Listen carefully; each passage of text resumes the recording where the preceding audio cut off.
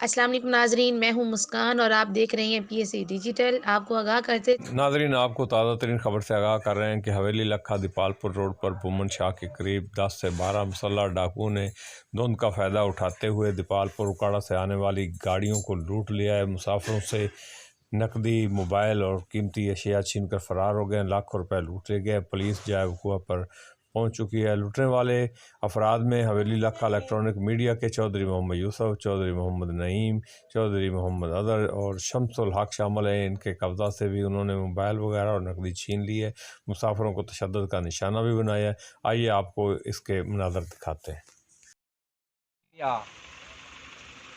نال فائر مار دیا لات وچ فائر مارنے جی گھنٹہ پورا فائرنگ کی ہے انہوں نے لوگ نے۔ اچھا جی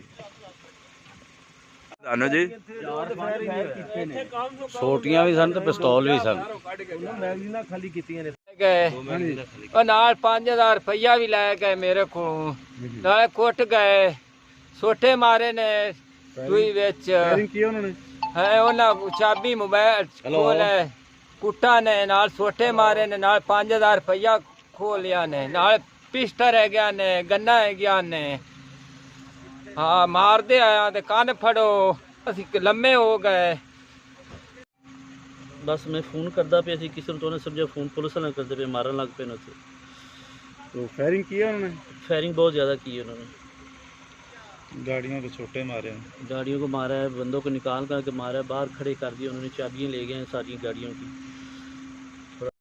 حویلی لکھا کے سیاسی، سماجی، فلاحی حلقوں نے اور صحافتی تنظیموں نے ڈی پی اکاڑا سے اس ڈکیتی کی واردات کی پرزور الفاظ میں مذمت کی ہے اور حکومت سے مطالبہ کیا ہے کہ فوری طور پر ڈاکوؤں کی گرفتاری کی جائے اور لوٹنے والے احباب کے ساتھ جو افسوسناک واقعہ پیش آیا ہے، جو ان کی گاڑیوں کی چابیاں انہوں نے چھین کر کھیتوں میں پھینک دی ہیں اور وہ اپنے ساتھ لے گئے ہیں، ڈاکوؤں کو گرفتار کر کے ان کی ریکوری کو یقینی بنایا جائے۔